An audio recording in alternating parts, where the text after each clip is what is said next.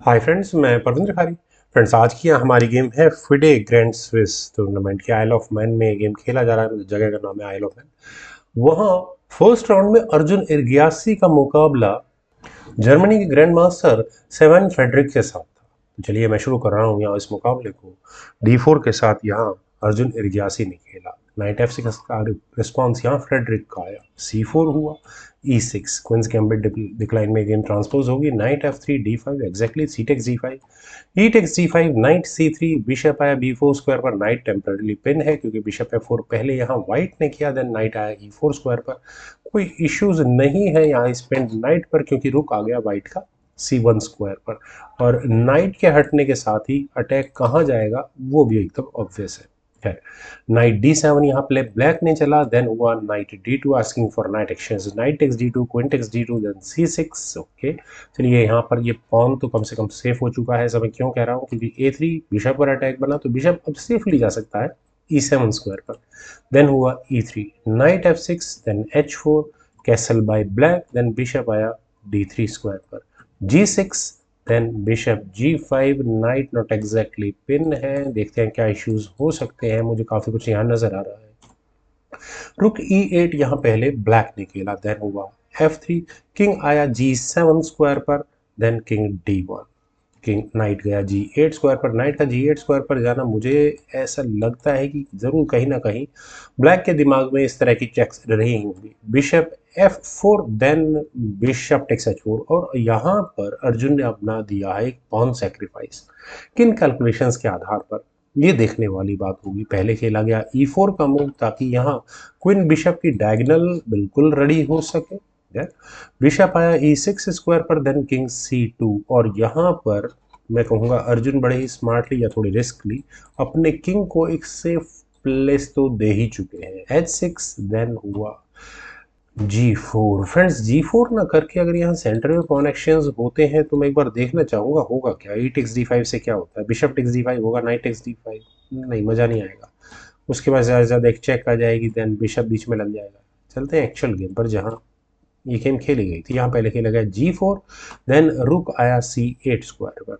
E5 और E5 होने के बाद चलिए पॉन को काफ़ी आगे पहुंचा दिया है। नाइट ब्लैक का ज़रूर टेम्प्ट हो चुका है। C5 देन हुआ बिशप E3 G5। मुझे ऐसा लगता है कि शायद ब्लैक यहाँ सी पॉन को आगे पुश करके बिशप कॉन्स्टेबल जरूर कर सकता था। वो मौका था लेकिन हाथ से निकल चुका है। किंग गया यहाँ से B1 स्क्वायर पर और अब अगर ये सी पॉन आगे पुश होगा भी तो भी कोई इशू नहीं है। बिशप एक कदम पीछे चला जाएगा लेकिन C टेक्स D4 और मेरे हिसाब से काफ़ी अच्छा मूव यहाँ खेला फ्रेडरिक ने। लेकिन अर्जुन के लिए क्यों, बिशप टेक्स D4 बिशप बिल्कुल सही स्क्वायर पर आ चुका है। और ऐसा होने के बाद एक और इशू आता है। नाइट E7 का जैसे ही मूव यहाँ ब्लैक ने खेला तो अर्जुन ने यहाँ एक्सचेंज सेक्रीफाइस दिया है। किन कैलकुलेशंस के आधार पर आप यहाँ देखिए कि क्वीन की डिफेंस लाइन यहाँ बिशप तक क्लोज हो चुकी है, मतलब H4 स्क्वायर तक बंद हो चुकी है। रूक टेक्स H4 अफोर्ड किया जा सकता है। G टेक्स H4 ही हुआ। देन रुक आया H1 स्क्वायर पर और दोबारा उसी पॉन पर अटैक है और उसके बाद कहाँ अटैक होने वाला है ये भी एकदम क्लियर है।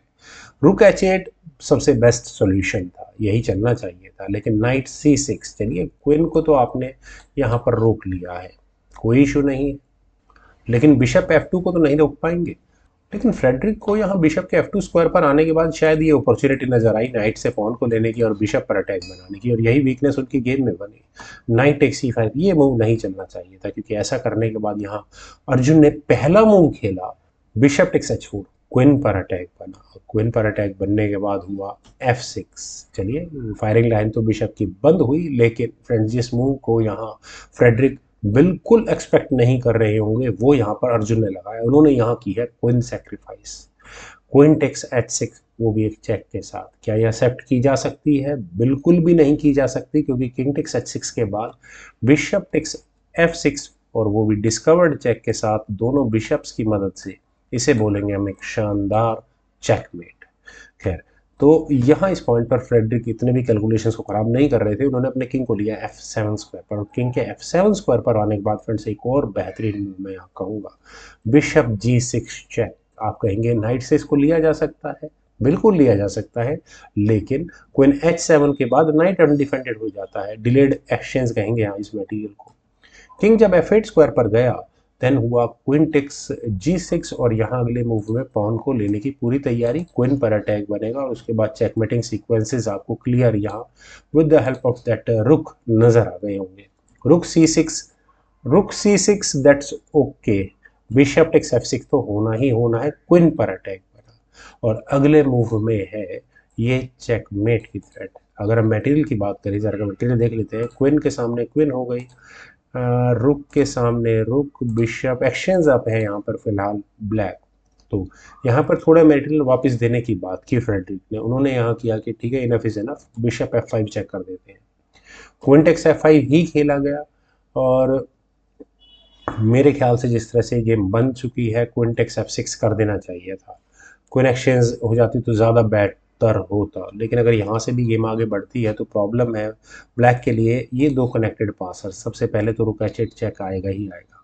किंग जब F7 स्क्वायर पर जाएगा तो क्वीन H7 चेक, क्वीन बीच में लगा भी दी गई तो क्वीन एक्सचेंज कर लेते हैं और उसके बाद रुक, और बढ़िया नाइट की एडवांटेज यहाँ पर वाइट को आपको ऑटोमेटिकली मिल जाएगी। खैर रुक टेक्स H6 चेक को चुना। रुक टेक्स H6 में प्रॉब्लम ये है कि रुक H8 चेक तो आया ही आया, और ऐसा होने के बाद किंग गया E7 स्क्वायर पर, देन हुआ नाइट से check, knight takes D5 check, और यहाँ पर रुक भी एलिमिनेट होता है। इससे बचने के लिए क्या किया जा सकता है, मुझे नहीं लगता कोई खास मूव होगा यहाँ पर।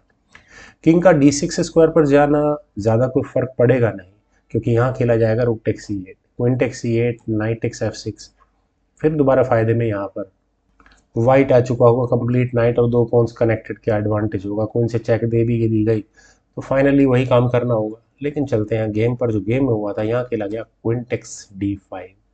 सोचा तो यही होगा कि सिंपली क्वीन एक्सचेंज होंगी और क्वीन के सामने में ब्लैक के पास यहाँ दो रुक्स हो जाएंगे, लेकिन यहाँ पर ये चेक ज़रूर अर्जुन एंजॉय कर रहे होंगे। उन्होंने यहाँ किया रुक टेक्स E8 विद चेक, और यहाँ इस मूव के बाद सेवन फ्रेडरिक ने रिजाइन कर दिया। रेजिग्नेशन का रीजन किंग टेक्स E8 करना होगा और उसके बाद होगा क्वीन टेक्स D5।